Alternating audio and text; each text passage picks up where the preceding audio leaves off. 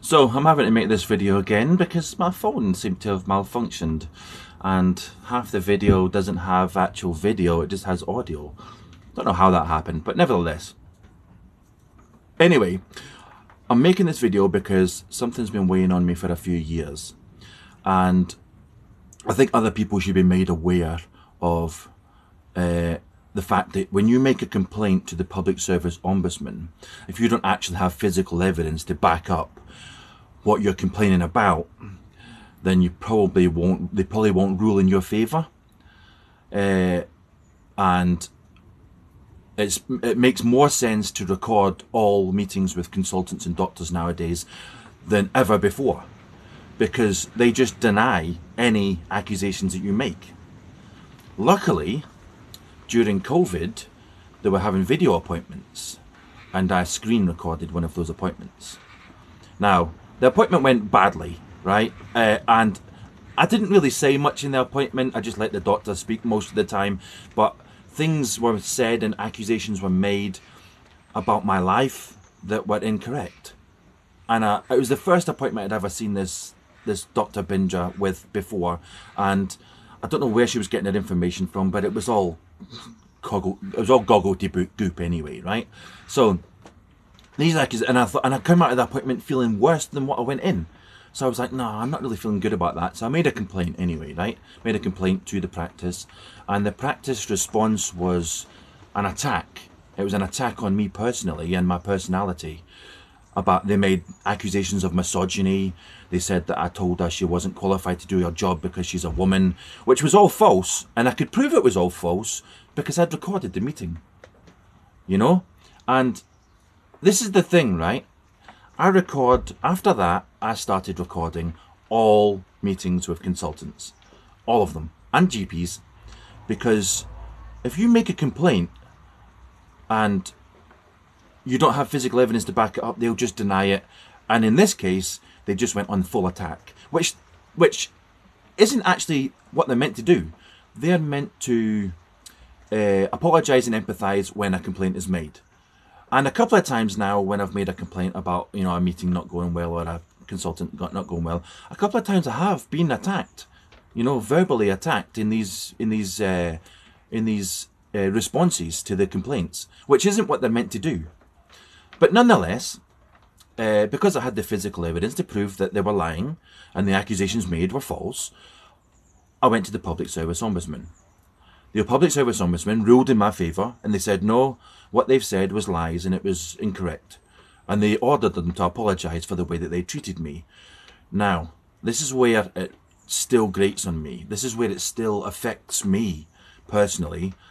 It still affects me personally because what they apologised for was the original complaint when I thought the appointment didn't go well. Not for the accusations and the attack that they made on me, which was what actually prompted me to go to the Public Service Ombudsman in the first place. Now, I don't know what the situation is with Dr. Bindra now and whether she is still practicing, but I went to sue the practice basically, right? And the lawyer didn't think that I could prove that it affected me detrimentally over the last couple of years during the pandemic, when it was during the pandemic, and you know they didn't think there was any proof that affected me detrimentally because it was a psychological issue. Now, I think that I want to make this video because I want to out this person, this Dr. Bindra. You know, I can't sue her, even though the Public Service Ombudsman upheld my complaint and they forced them to apologise. They still didn't apologise, and this is what annoys me. They said I told her that she wasn't qualified to do her job because she's a woman. They said that I said misogynistic things in the appointment. They said that I was aggressive. They said that I was angry. You know, and all of these things were false. I hardly said anything in the appointment. I just basically sat and listened to this woman. The only thing I was there was for a repeat prescription. Well, actually not a repeat prescription, it was for a prescription. You know, so the fact that these things were said and these accusations were made, and then they didn't subsequently apologise for it, even after the public service ombudsman ordered them to do so, they still didn't do it. And that annoys me. That really, really annoys me. You know, so,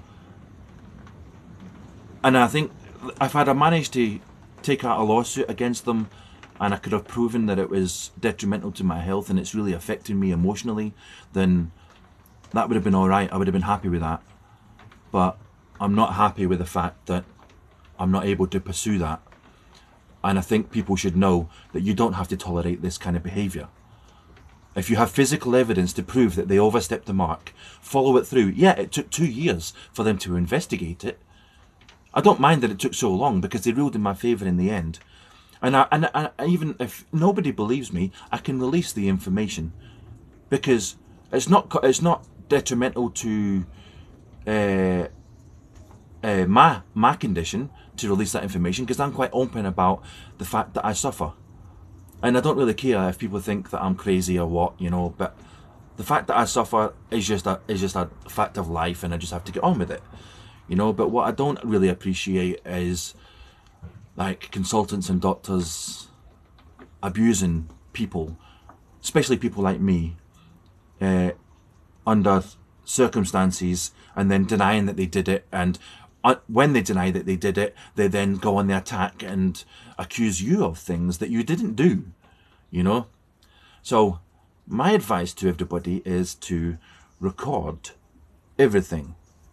Just voice record it. It doesn't need to be a video record, and that was during COVID, and it was just a screen record, you know. So it was actually a video record, and I can't release that information because, you know, it could be, you know, she's in the appointment, and I don't know if legally I'm allowed to do that, right? But I can release the public service ombudsman report, the public service ombudsman. I can release their report, and I am thinking about doing it because, you know, it is very, very damning of their treatment. I mean, it's like when I read through that report, I've read through it a couple of times, and each time I read it, I go, wow, they really overstepped the mark. They really, like, they did some real bad things, you know, and even more so than I had actually initially noticed. So in the appointment, I had only initially noticed certain things, when other things had actually happened in that appointment that the public serviceman noticed.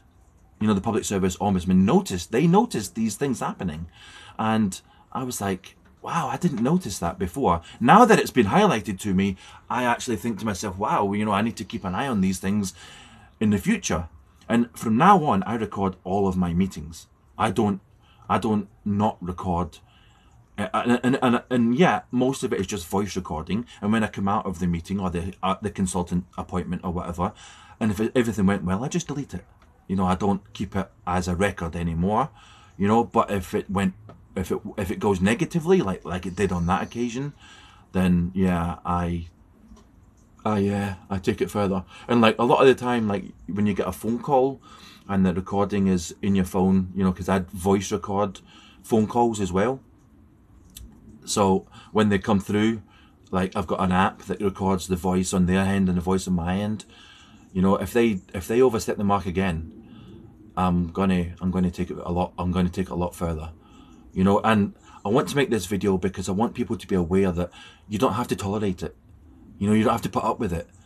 And the government just passed a new law that says you can voice record these meetings.